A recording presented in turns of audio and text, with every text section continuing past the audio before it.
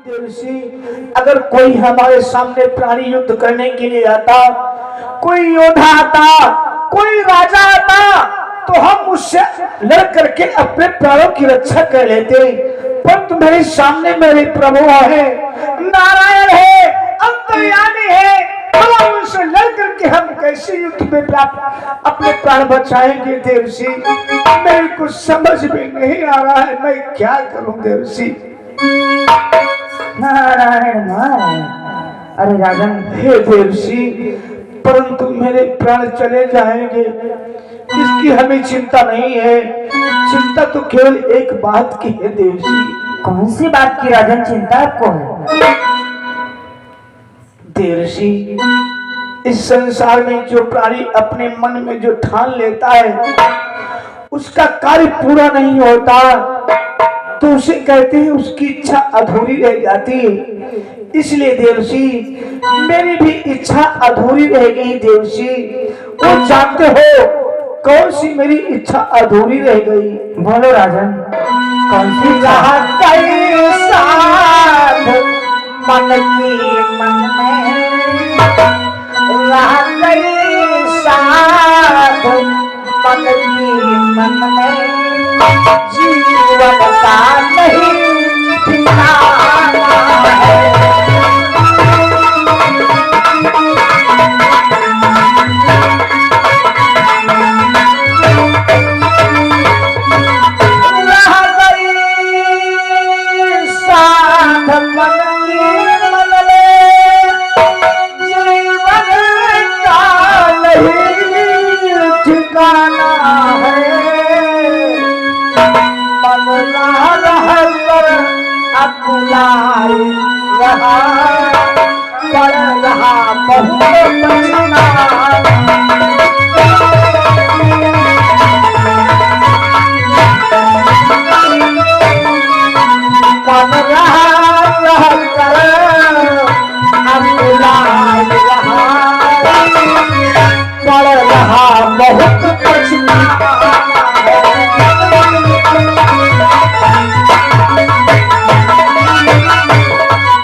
हमारे हृदय की साधना थी, हमारे हृदय का विचार था कि संसार के सब मैंने सभी तीर्थों का भ्रमण कर लिया है, तो एक ही तीर्थ बचा अयोध्या धाम। प्रभु राम के मुझे दर्शन हो जाएंगे, मेरा जीवन धन्य हो जाएगा। ये मेरी साधना, ये मेरी इच्छा अधूरी रह गई देवसी, अधूरी रह गई। अब मैं क्या कर सकता हूँ देवसी? राजन, ये तुम क्या कह रही कि तुम्हारी इच्छा अधूरी रह गई? अरे यहाँ पर तुम्हारे प्राण जा रहे हैं और तुम अपनी इच्छा की बात कर रहे हो। हाँ देवसी, परंतु अब हम कहाँ को जाएं देवसी? मेरे प्राण कैसे बचेंगे देवसी? मैं क्या करूं देवसी? अब तो मेरी आंखों के सामने, मेरी आंखों के सामने अंधेरा छा रहा है, मुझे दिशाएं शून्य लग रही है, मुझे दिशाएं शून्य लग रही है देवसी। कि कर रही दिशाएं शून्य शून्य, सब छा रहा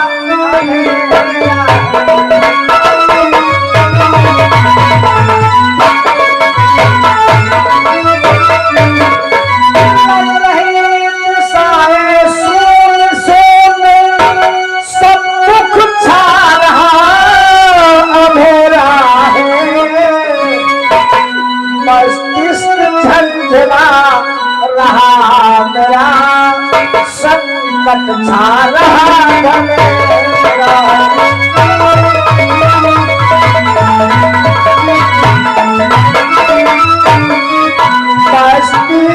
झंझना रहा मेरा, संकट छा रहा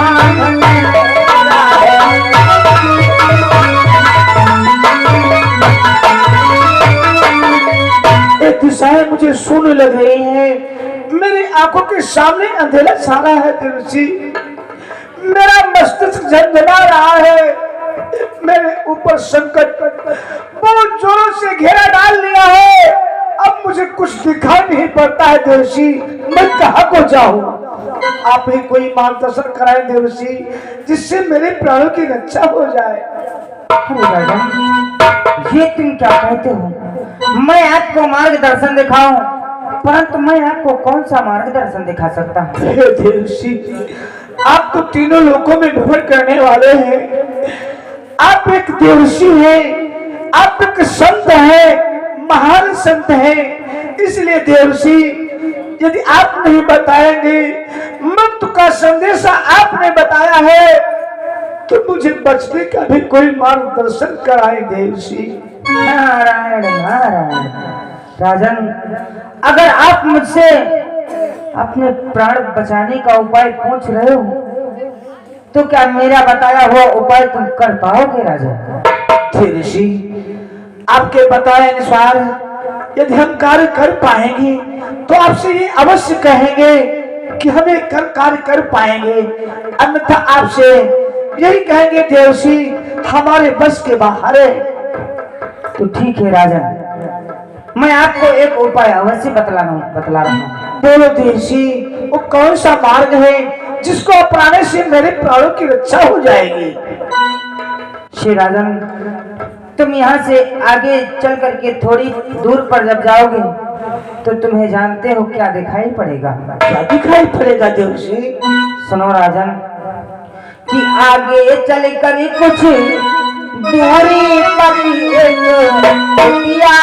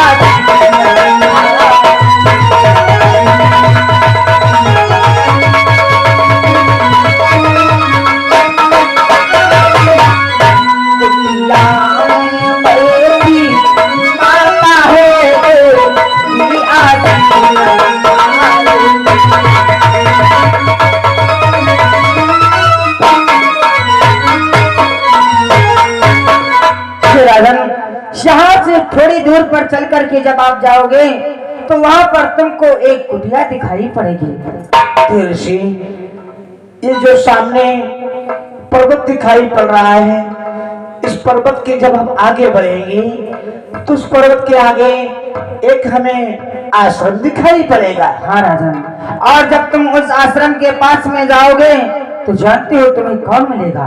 कौन मिलेगा देवर्षि? वहाँ पर तुम्हें एक देवी स्वरूप माता दिखाई पड़ेगी। क्या उस आश्रम के अंदर देवी माँ के समान एक माता दिखाई पड़ेगी? हाँ राजन, और जब तुम आश्रम के पास में माता के पास में जाओगे तो जानते हो तुम्हें क्या करना होगा? बोलो देवर्षि, आखिर हमें वहाँ पर क्या करना है? सुनो राजन, कि तुम अपनी आरत वाणी से उस माता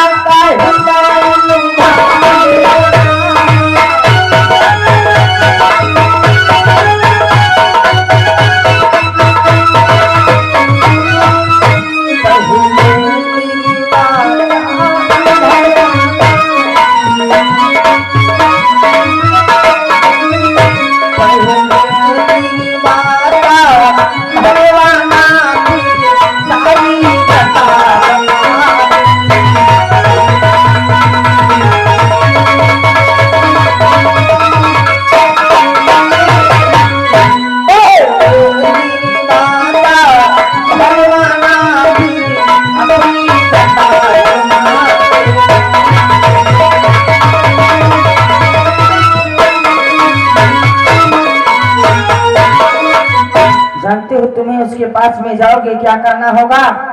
जब तुम उसके पास में जाना तो अपने करुण आवाज से उसका हृदय लुभा लेना, और जब तुम्हारे उस रोने और बिलखने का कारण, उदासी का कारण पूछेगी तो उसका कारण ऐसे मत बतलाना। सर्वप्रथम उस माता से 3 वचन और त्रिवाचा भरा लेना और गुरु की सौगंध खिला लेना। तब अपना सारा वृत्तांत उस माता से बता देना और वही माता तुम्हारी रक्षा करेगी। क्या कहते हो देवर्षि? माता के पास में जाने के पश्चात हम अपने ऐसी वाणी से उन्हें प्रेम विभोर कर देंगे कि वो मुझसे अवश्य पूछेंगी, बेटा क्यों रोते हो, क्या कारण है? हाँ राजा। जब वो मुझसे पूछेंगी तो हम उनसे अपने रोने का कारण कदापि नहीं बताएंगे। सर पहले उनसे 3 वचन लेंगे। 3 वचन जब माता मुझे दे देगी तब हम अपना सारा वृत्तांत उनसे बताएंगे। अवश्य राजा, आपको ऐसा ही करना है। देवर्षि, यदि आप ऐसा कहते हैं तो हम आपके बताए अनुसार ही कार्य करेंगे। उन माता तक जाने की आज्ञा और आशीर्वाद प्रदान करें देवर्षि।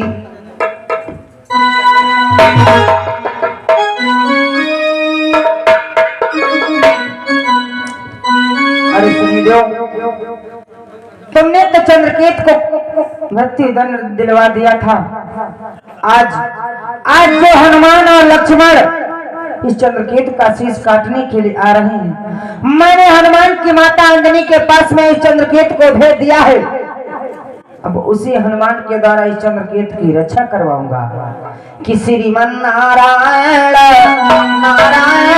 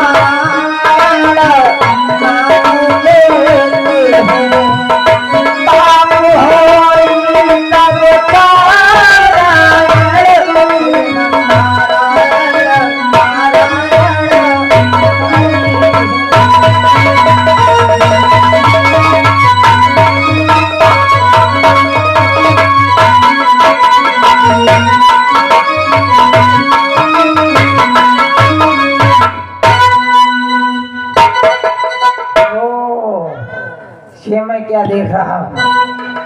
देखो चंद्रकेतु जा रहा है माता अंजनी के पास। अगर वहां पर चला गया तब तो वास्तव में बच जाएगा, लेकिन हम ऐसा करने नहीं देंगे।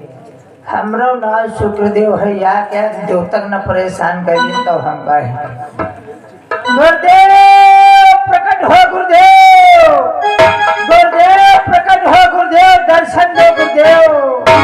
अरे क्या बात है शुक्रदेव, क्या बात है? अरे गुरुदेव अनर्थ हो गया। अरे क्या हुआ? गुरुदेव वो चंद्रकेतु और देव ऋषि नारद चंद्रकेतु को भेज रहे हैं माता अंजनी के पास। क्या? अगर वहां पर पहुंच गया चंद्रकेतु तब तो उसके प्राण बच जाएंगे। इसलिए गुरुदेव सामने देखो माता अंजनी बैठी हुई है अपने आश्रम पर। जाओ गुरुदेव इनके शीश पर सवार हो जाओ और इनके मति को भंग कर दो अपनी माया के द्वारा। सत्य कह रहे हो शुक्रदेव, लेकिन माता अंजनी? हाँ गुरुदेव, वह तो जगत की माता है, लेकिन शुक्रदेव गुरुदेव मैं माता के सामने अपनी माया कैसे चलाने जाऊंगा? इसलिए शुक्रदेव गुरुदेव ये काम मैं तुम्हें सौंप रहा हूँ। ठीक गुरुदेव, ठीक गुरुदेव, आप चिंता मत करो, समझ गए। लेकिन गुरुदेव जहाँ पर आपका ध्यान धरूंगा तत्काल आओगे। हरे क्यों नहीं शुक्रदेव, तो हमारा शिष्य है, जिस जगह हमारा ध्यान धरेगा मैं अवश्य आ जाऊंगा। हे गुरुदेव तुम जाइए अपने लोग को। लेकिन शुक्रदेव तुम जाओ शीघ्र माता अंजनी के पास। हे गुरुदेव तुम चिंता मत करो, जाओ और हम जा रहे हैं। गुरुदेव भले हारी मान जाए, लेकिन हम शुक्र देवा है, हम नहीं हारी मानब। याद देव तक न परेशान कैली तो हम काहे। इस समय माता जी समाधि में लीन है। जाता हूँ और अपना भेष बदल करके माता अंजनी का शिष्य बनता हूँ।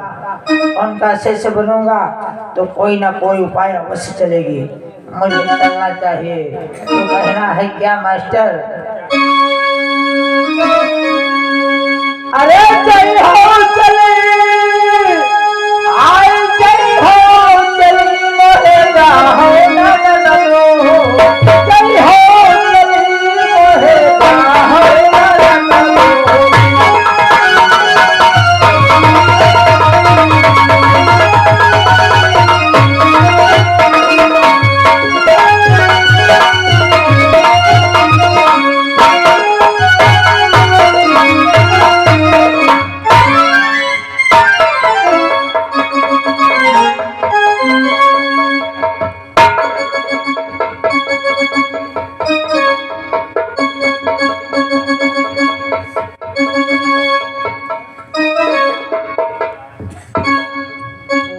समय माता समाधि में लीन है।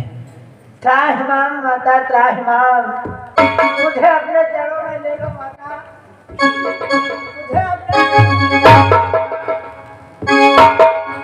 मुझे अपने आंखें खोलो बेटा।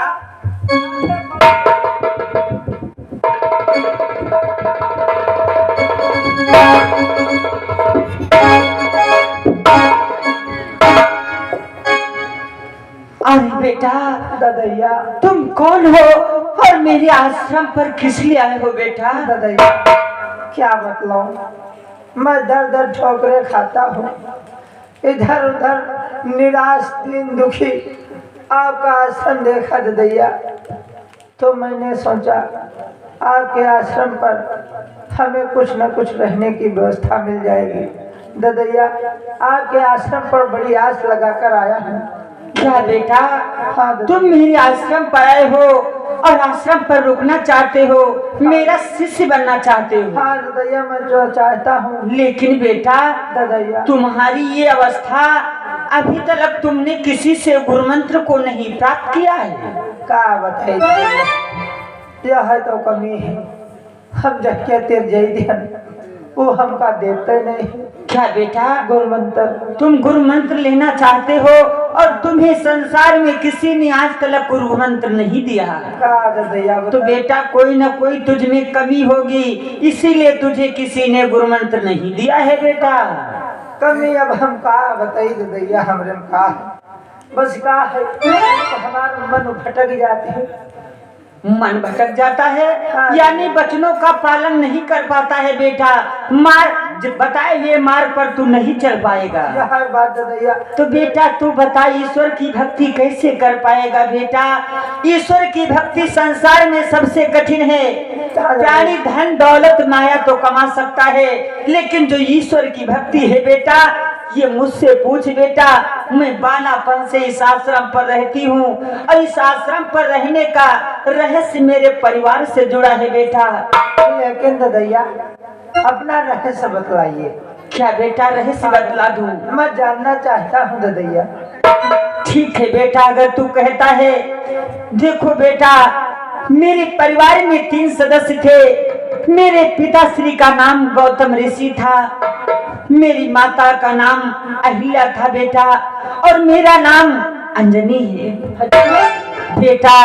एक दिन देवराज इंद्र की सभा लगी हुई थी। उस सभा में देवराज इंद्र समस्त देवताओं से पूछ रहा था कि बतलाओ, तीनों लोकों में सबसे सुंदर रूपवान स्त्री किसकी है? फिर क्या हुआ दादैया? ये सूर्यदेव से पूछा। सूर्यदेव ने बतलाया कि जब मैं अपने किरणों का प्रकाश करता हूँ तो जितनी सुंदर रूपवान स्त्रियां होती हैं वो मेरे तापमान को नहीं सहन कर पाती हैं और महलों के अंदर प्रवेश हो जाती हैं। फिर ये बात चंद्रदेव से पूछा। चंद्रदेव ने बतलाया। और क्या बतलाया बेटा? मेरी माता अहिल्या का बखान कर दिया। मेरी माता अहिल्या के समान तीनों लोकों में कोई सुंदर रूपवान स्त्री नहीं थी बेटा।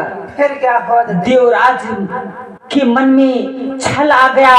देवराज इंद्र ने क्या किया, 12 बजे रात्रि में चंद्रदेव मुर्गा बनकर आवाज लगाया, क्योंकि मेरे पिताजी का प्रतिदिन का नियम था बेटा, सुबह 4 बजे गंगा स्नान करने के लिए जाते थे।